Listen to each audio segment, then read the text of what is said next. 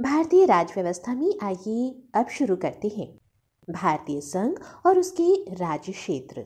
भारतीय संविधान के भाग 1 के अंतर्गत अनुच्छेद 1 से 4 तक भारतीय संघ और इसके राज्य क्षेत्रों का उल्लेख किया गया है।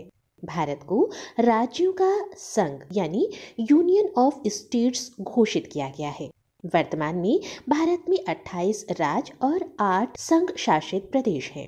ध्यान देने वाली बात यह है कि दादरा और नागर हवेली तथा दमन और दीव अधिनियम 2019 के तहत 2 केंद्र शासित प्रदेशों यथा पहला दादरा और नागर हवेली तथा दूसरा दमन और दीव का आपस में विलय कर दिया गया है। इस प्रकार अब केंद्र शासित प्रदेशों की संख्या 8 हो गई है। उल्लेखनीय है कि यह अधिनियम दादरा और नागर हवेली तथा दमन व दीव अधिनियम 2019 26 जनवरी 2020 से लागू हो चुका है। अनुच्छेद 1 के तहत संघ का नाम इंडिया दैट इज भारत तथा राज्य क्षेत्र का उल्लेख किया गया है। अनुच्छेद 2 के तहत नए राज्यों का प्रवेश या स्थापना का अधिकार संसद को प्रदान किया गया है।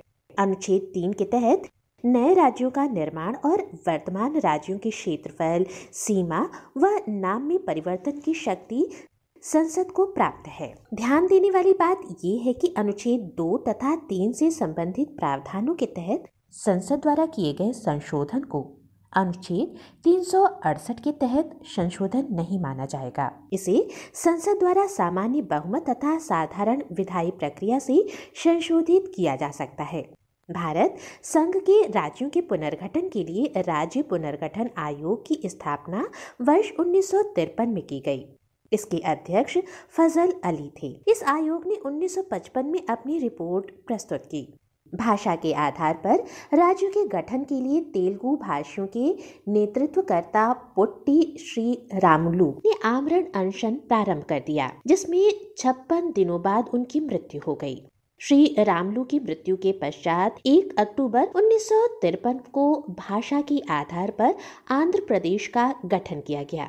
आंध्र प्रदेश भाषा के आधार पर गठित होने वाला प्रथम राज्य है। भारतीय संसद द्वारा राज्य पुनर्गठन अधिनियम जुलाई 1956 में पारित किया गया।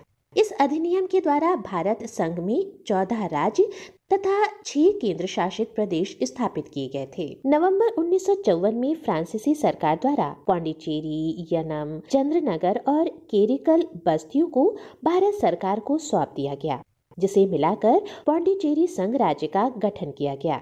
भारत सरकार द्वारा 18 दिसंबर 1961 को पुर्तगालियों पर सैनिक कार्यवाही करके गोवा, दमन व दीव को भारत संघ में मिला लिया गया। राज्य पुनर्गठन अधिनियम 1956 के द्वारा भारत संघ में क्षेत्रीय परिषदों की स्थापना की गई थी। भारत में 5 क्षेत्रीय परिषदें हैं। केंद्रीय गृह मंत्री क्षेत्रीय परिषदों का अध्यक्ष होता है। ये 5 क्षेत्रीय परिषदें इस प्रकार से हैं। पूर्वी क्षेत्रीय परिषद, इसका मुख्यालय कोलकाता में है। पश्चिमी क्षेत्रीय परिषद का मुख्यालय मुंबई में है। वहीं मध्य क्षेत्रीय परिषद का कार्यालय प्रयागराज में है। इसका पूर्व में नाम इलाहाबाद था, में स्थापित है। वहीं उत्तरी क्षेत्रीय परिषद का मुख्यालय नई दिल्ली और दक्षिण क्षेत्रीय परिषद का मुख्यालय चेन्नई में है।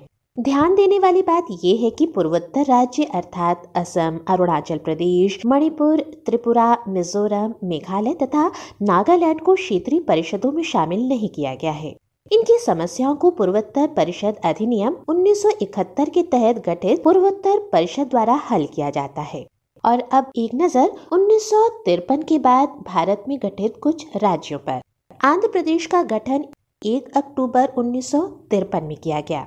वहीं गुजरात और महाराष्ट्र 1 मई 1960 को अस्तित्व में आए।